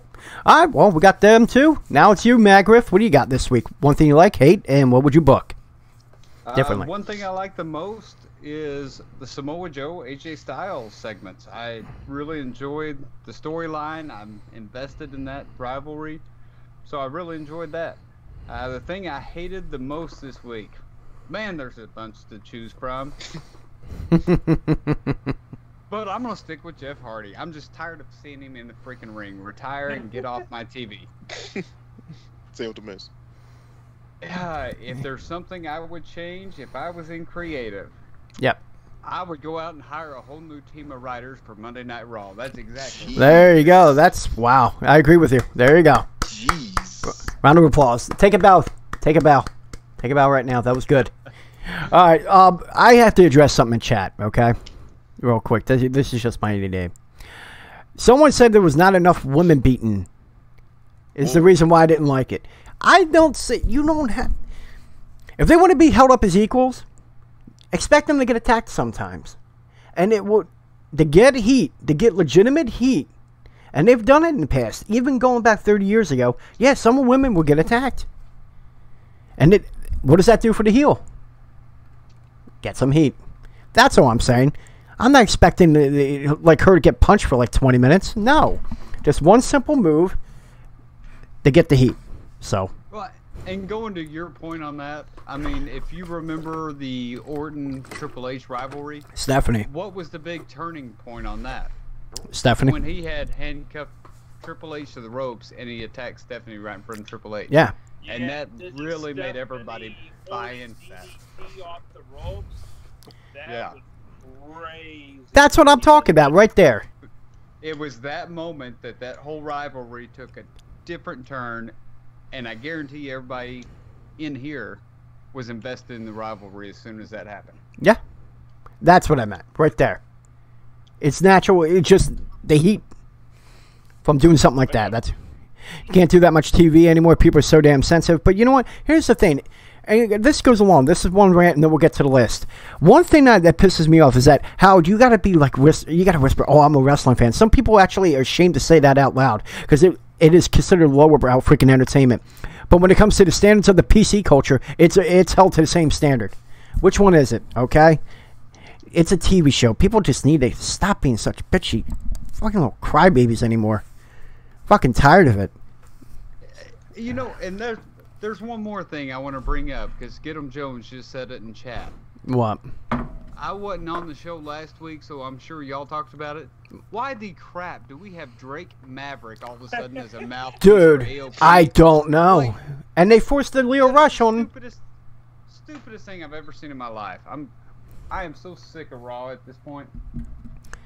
You want to drop that and just cover NXT and SmackDown? Are we all going to agree on that one? Just fast forward, Raw. Yeah, pretty much. It's to be a joke the last few weeks. It really has been. And it's kind of hard. Like, you try to be positive, because we enjoy the rest of the products that they have. NXT, SmackDown, 205 Live, at least half of us do. Raw, we just, like, how does anyone enjoy it? And again, the stock is up. People are buying subscriptions. People are still buying the pay-per-views. So they're not seeing any... If there's a significant drop on everything, that's where you'll see them going, okay, we got to change something. They're not going to where their stock is $80 per share. Put NXT on USA Network, SmackDown on Fox, and put Raw and 205 Junk on the network. No, I keep NXT on the network. I like it the way it is. Because I feel if you put it on USA or if you put it on Fox Sports 1, once that deal goes through, loses its hype. I think it does. Because you're going from, you got a great match going on, and then you cut to a commercial and just take it away. Yeah. That's the thing I love about NXT. All right, let's move along. Because we went off on these tangents too much today. And mostly my fault. Because my ADD, I apologize. Yeah, whatever. All right, the list, ladies and gentlemen. It is our version of the power rankings. It's in the power WWE. rankings time. What's Nickelodeon? All right, we're gonna start with you, Fly. Yeah, I'm old school. All right, what's on your list this week? Top 5, go. We're going real quick. Number 5, Rusev Day. Not Rusev, not both of them together. It's just magic. Hey, I'm with you on that 4, one. Daniel Bryan and Brie Bella. They're changing my mind on this whole feud, and I got to put them on the list. Okay. Number 3, Braun Strowman. Ooh. Still, number 3 is kind of iffy. It's kind of debatable, but number 2, Dolphin McIntyre. They're starting to grow on me. They really are. They're As a team or team. as a team? As a team, Oh, yeah. okay, okay. Because you got the brains and you got the bronze. Yeah. In the bronze. So it's kind of growing on me. And number 1, I gotta give it to the Shield because they've been bringing that hardcore stuff that I like. It gets me more invested to it. They coming out with the axe blades and coming out with this aggression. I like it. Okay. props to the Shield. Hats All off. right. Interesting What I've done, list. but That's a good list. All right. All right. Well, go with you, Matt Griff. What's on your list this week? Right, number 5, I got Samoa Joe. Love the story time segment. Number 4, Ziggler and McIntyre, making tag team relevant again on Raw. Number 3, it's weird to put this guy back in here, but Triple H, that promo was just so insanely good. I'm gonna put him in my top 5 this week. Okay. Number 2, Becky Lynch. Love the heel turn. She's doing a phenomenal job. And number 1, the best in the world and WWE champ, AJ Styles. Until somebody proves him different, he should stay at number 1. Okay. That's what's on your list. D. Shep, your list. Oh.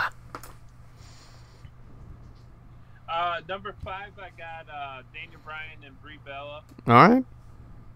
Mainly, like Fly said, it's the best I've seen as far as this program goes. Number 4, I got Becky Lynch, mainly because of that shock factor. Mm-hmm. Rusev Day at number 3. Ziggler McIntyre number 2. And my number 1, and your new WWE champ, Samoa Joe. Oh, wow. Okay. Whoa. No, I'm no. going with the upset on Sunday. Okay. All right. Is that considered an upset though? I think Yeah, it is. it would be. Against Styles? I think so. Okay. I'm not taking anything away from Joe. Joe's... I think he's just Yeah, that's what I'm stronger saying. the two during this whole feud. Yeah. I think it would be huge if he comes out on top. I would be surprised.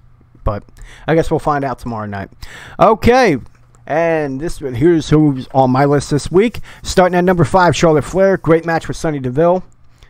And, of course, it goes in along with number 4, Becky Lynch. I love the attack. It was like an Austin-esque attack. I wish she would get more heat, but yeah, we discussed this already. People are attracted and they love to cheer Becky Lynch. So it is what it is. Number 3, Samoa Joe. Great storyline, great segment, I'm sorry. Doing the storytelling. It kind of reminded me of the days of Eddie Guerrero back in 2005. I loved the response to AJ Styles. That is my number 3. Number 2, Ziggler and McIntyre. And it was a great match. They dominated B Team. It was more than just that. I mean, the promo work throughout the week. That was the only thing that I could say that was pretty good on Raw. And then, of course, my number 1 is the ones that got the shot at the SmackDown Tag Team titles at Hell in a Cell. Rusev Day. That's who's number 1 on my list this week. That's actually really well done. All right.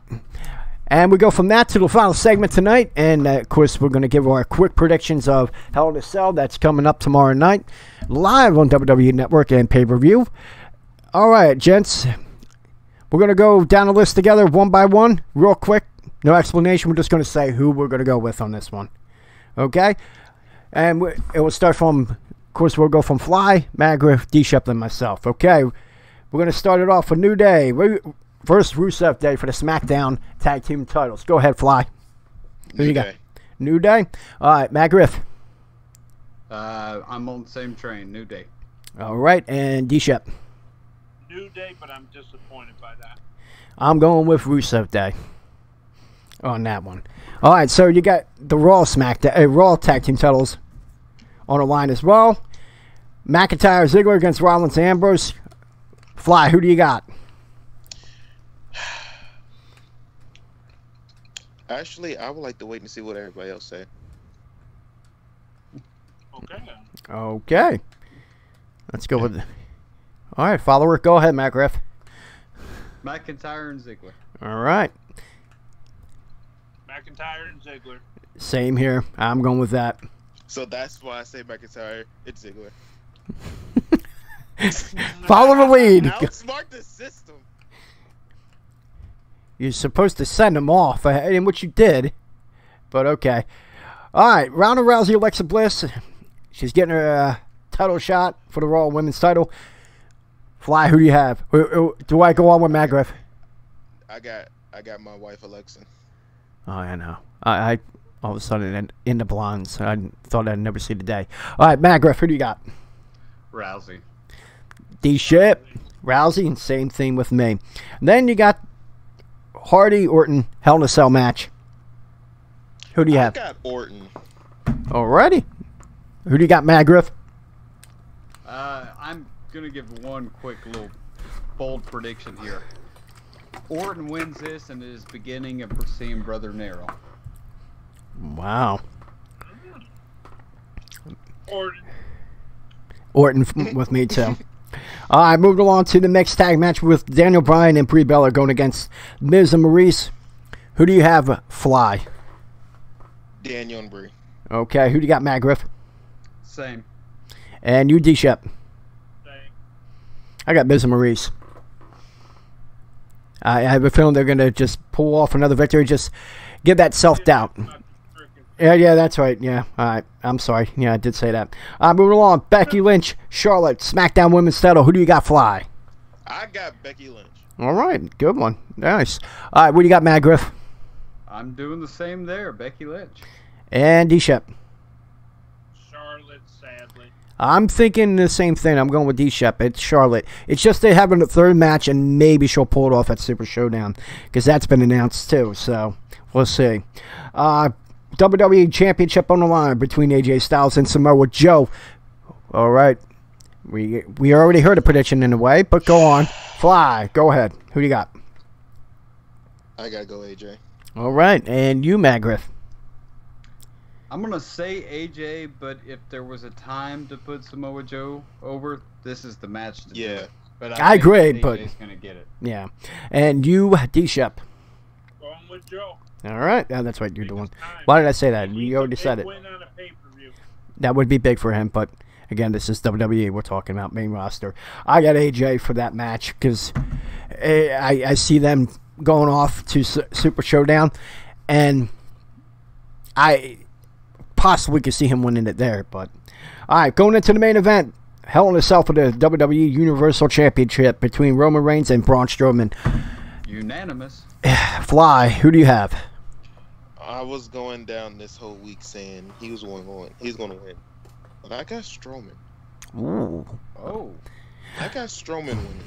So, wait, who'd you go with for the Raw titles? You said Ziggler and McIntyre, right? Yes. So you think they're going to hold all the titles? Yeah, they're going to hold all of them. That's all right.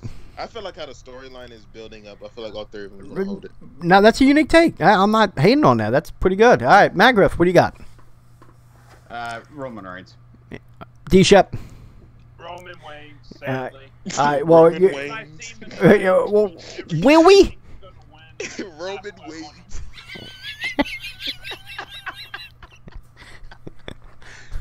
This is so called too. Roman Reigns.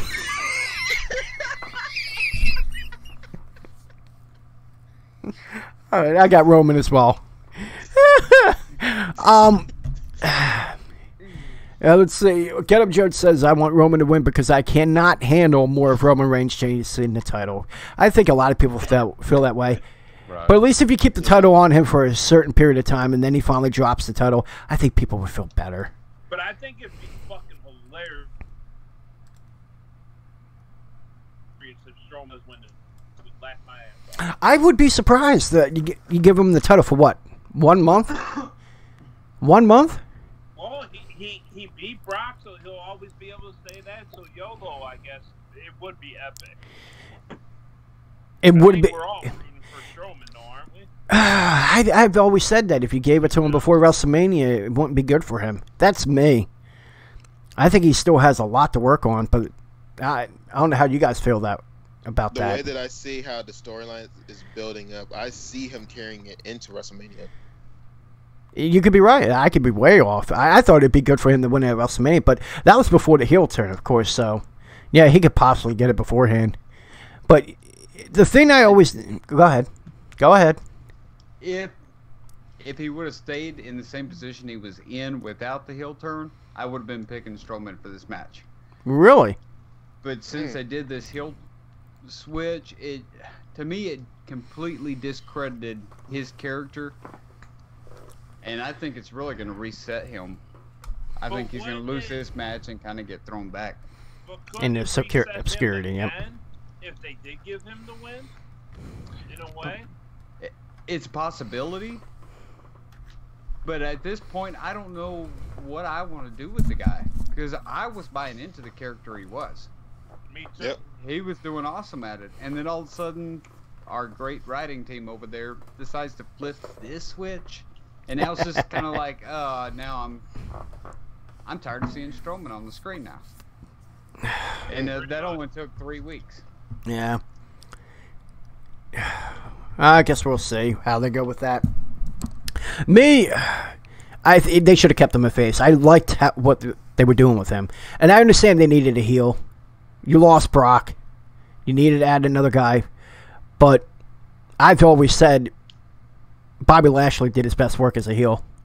You seen it. If you ever watch the old TNA videos when he was heel over there, he did a lot of great work as a heel. I think it should have been him. And honestly, I think we were robbed of a great opportunity seeing two MMA guys going at it for the title. In my opinion, at SummerSlam, it should have been Lashley and him. It shouldn't have been Roman. Even if you would just give Lashley the title for 1 month and then have Brock beat him then. Not Brock, I'm sorry, Roman beat him then. A month later. To me, I wanted to see that more than Roman and Brock back at SummerSlam.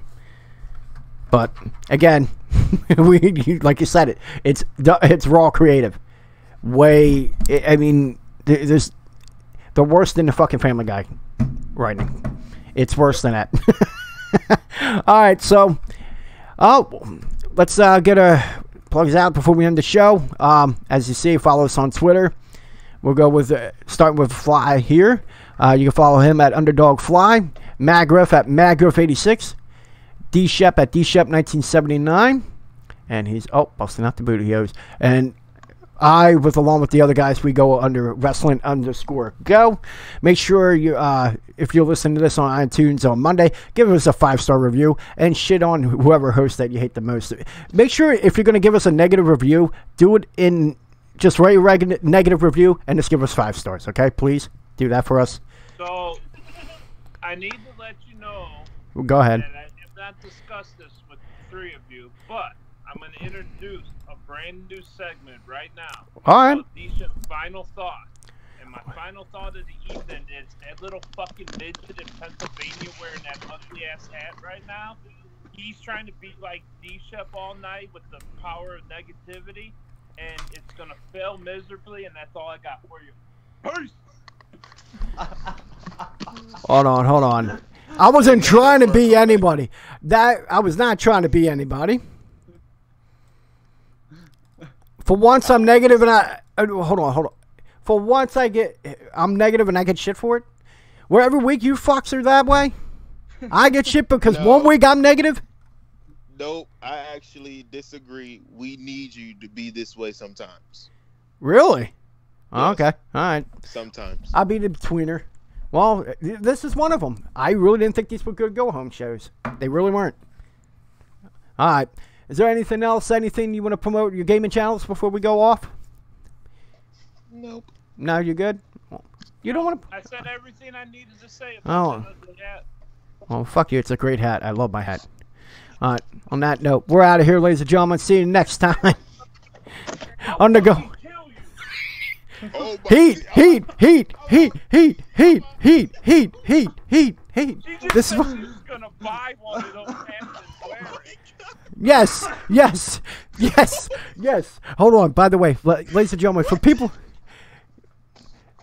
You remember what I said about the Heat attacking a woman? There it is right there, ladies and gentlemen. This is the... Are you really fist bumping like you're trying out for the Jersey store now? Oh, dear Lord. Oh, I am from there. All right. And that I Turner moment is brought to you by Electrify Gaming on Twitch. All right, ladies and gentlemen, it went off the rails. See you next week. Go on Wrestling Show. Enjoy the pay-per-view, everyone. Oh, wow. Are you wearing that solitaire?